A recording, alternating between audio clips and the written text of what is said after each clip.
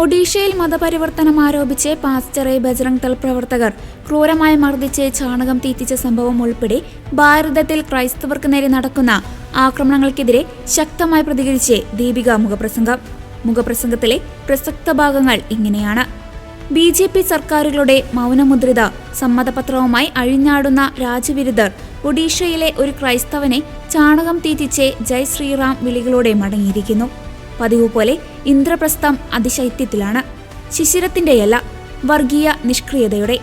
24 മണിക്കൂർ പോലും വേണ്ട ഭരണകർത്താക്കൾക്ക് ഈ വർഗീയവാദികളെ നിലയ്ക്കു നിർത്താൻ. പക്ഷേ ചെയ്യില്ല. അതാണ് ധ്രുവീകരണ രാഷ്ട്രീയം.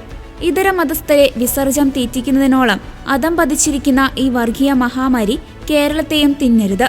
ജാഗ്രതയുണ്ടാകണം. ഒഡീഷയിലെ ദെൻകനാൽ ജില്ലയിലെ പാർജാങ് ഗ്രാമത്തിൽ കഴിഞ്ഞ 4-ന് നടന്ന സംഭവം തിങ്കളാഴ്ചയാണ് പുറം ലോകമറിയുന്നത്. വീട്ടിൽ പ്രാർത്ഥനായോഗം നടക്കുന്നതിനിടെയാണ് മതപരിവർത്തനം ആരോപിച്ച് പാസ്റ്റർ ബിപിൻ ബിഹാരി നായികിനെ അവർ ആക്രമിച്ചത്.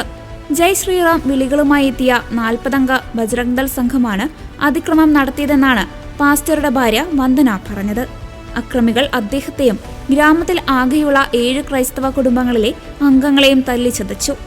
പാസ്റ്ററെ ക്രൂരമായി മർദ്ദിക്കുകയും ചെരുപ്പുമാലണിയിച്ച് 2 മണിക്കൂറോളം നടത്തിക്കുകയും ചെയ്തു. ഭാര്യയും മക്കളും തൊട്ടടുത്തുള്ള പോലീസ് സ്റ്റേഷനിൽ അഭയം തേടി. കേണപേക്ഷിച്ചിട്ടും പോലീസ് സഹായത്തിന് തയ്യാറായത് 2 മണിക്കൂർ കഴിഞ്ഞാണ്.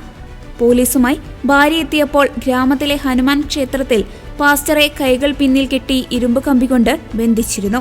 മുറിവുകളിൽ നിന്ന് രക്തം വാർന്നുകൊണ്ടിരിക്കെ അദ്ദേഹത്തെ ചാണകം തീറ്റിക്കുകയും മർദ്ദിക്കുകയും ചെയ്തവർ ജയ് ശ്രീറാം ഏറ്റുചൊല്ല നിർബന്ധിച്ചുകൊണ്ടിരുന്നു. പോലീസ് സ്റ്റേഷനിൽ എത്തിച്ചിട്ടും 1 മണിക്കൂർ കഴിഞ്ഞാണ് ആശുപത്രിയിൽ എത്തിച്ചത്. ഏറെ സമ്മർദ്ദത്തിനൊടുവിലാണ് കേസ് പോലും എടുത്തത്. അതേസമയം മതപരിവർത്തനം ഉന്നയിച്ച് പാസ്റ്റർ ഉൾപ്പെടെയുള്ളവർക്കെതിരെ കേസെടുക്കുകയും ചെയ്തു. ഏത് ഹിന്ദുത്വ സംഘടനയ്ക്കും ആൾക്കൂട്ടാക്രമണത്തിനെ ഉപയോഗിക്കാൻ BJP സർക്കാരുകളുടെ ആലയിൽ നിന്ന് വിതരണം ചെയ്ത മതപരിവർത്തന നിരോധന നിയമമാണ് പാസ്റ്ററെ ചാണകം തീറ്റിക്കാൻ ബജ്രംഗ് ദൾ എന്ന ന്യൂനപക്ഷ വിരുദ്ധ പ്രസ്ഥാനത്തിന് ധൈര്യം പകർന്നത്. ഗ്രാമത്തിലുള്ള ചിലരും ഇതിൽ പങ്കെടുത്തു. വർഗീയ ഭ്രാന്ത് മനുഷ്യരെ എത്ര വേഗമാണ് മനുഷ്യത്വമില്ലാത്തവരാക്കുന്നത്. ഒരു മുദ്രാവാക്യം കൊണ്ട് എത്ര ക്രൂരമായാണ് അത് അയൽക്കാരെയും അന്യരാക്കുന്നത്. വെറുതെ സംഭവിക്കുന്നതല്ല. ഇന്ത്യയിൽ മുസ്ലിമുകളെയും ക്രിസ്ത്യാനികളെയും ലക്ഷ്യമിട്ടുള്ള വിദ്വേഷ പ്രസംഗങ്ങളിൽ വലിയ വർധനയുണ്ടായെന്നും അതിൽ 88% BJP ഭരിക്കുന്ന സംസ്ഥാനങ്ങളിലാണെന്നുമായിരുന്നു ഇന്ത്യ ഹേറ്റ് ലാബ് കഴിഞ്ഞ ദിവസം പുറത്തുവിട്ട റിപ്പോർട്ടിലുള്ളത്. ആ പ്രസംഗകർക്ക് എങ്ങനെയാണ് തങ്ങൾ വളർത്തിയ വർഗീയവാദികളോട് മാ നിഷാദ എന്ന് പറയാനാകുന്നത്? US ഹോളോകോസ്റ്റ് മ്യൂസിയത്തിന്റെ റിപ്പോർട്ടിൽ ഇന്ത്യയിൽ 2 വർഷങ്ങൾക്കകം കൂട്ടക്കൊലകൾക്ക് സാധ്യതയുണ്ടെന്നും 168 രാജ്യങ്ങളുടെ സാധ്യതാ പട്ടികയിൽ ഇന്ത്യ 4-ാം സ്ഥാനത്താണെന്നും പറയുന്നു. ആരെങ്കിലും നടുങ്ങിയോ ഈ മതേതര രാജ്യത്ത്? നമ്മുടെ പ്രതിപക്ഷ രാഷ്ട്രീയ പാർട്ടികൾ അറിഞ്ഞിട്ടുണ്ടെന്ന് പോലും തോന്നുന്നില്ല. വർഗീയ മനസ്സുകളെ ഒരുക്കുന്നത് വിഷം വമിപ്പിക്കുന്ന പ്രസംഗകലകളാണ്. അവ തടയാൻ പോലും ശേഷിയില്ലാത്തവരാണ് കേരളത്തിൽ വർഗീയത അനുവദിക്കില്ലെന്ന് വീരവാദം പറയുന്നത്. പാസ്റ്ററെ ക്രൂരമായി മർദ്ദിച്ച് ചാണകം തീറ്റിച്ച ഗ്രാമത്തിൽ ആകെ 7 ക്രിസ്ത്യൻ കുടുംബങ്ങളാണുള്ളത്. വീടുകൾ കത്തിക്കുമെന്ന ബജ്രംഗ് ദൾ ഭീഷണിയെ തുടർന്ന് അവരെല്ലാം മറ്റു ഗ്രാമങ്ങളിലെ ബന്ധുവീടുകളിലാണ് ജീവിക്കുന്നത്. ആരുടേതാണ് ഈ ഇന്ത്യ? ഒരുത്തരമേയുള്ളൂ, നമ്മുടേതാണ്. മതേതര സമൂഹം ഉറങ്ങുമ്പോഴാണ് വർഗീയത കള്ളപ്രമാണമുണ്ടാക്കി രാജ്യത്തെ തട്ടിയെടുക്കുന്നത്.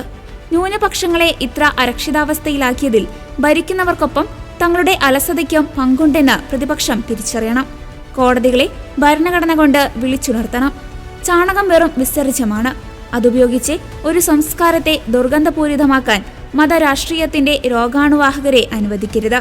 കേരളം മുന്നിട്ടിറങ്ങണം എന്ന ശക്തമായ വാചകങ്ങളോടെയാണ് മുഖപ്രസംഗം അവസാനിക്കുന്നത്.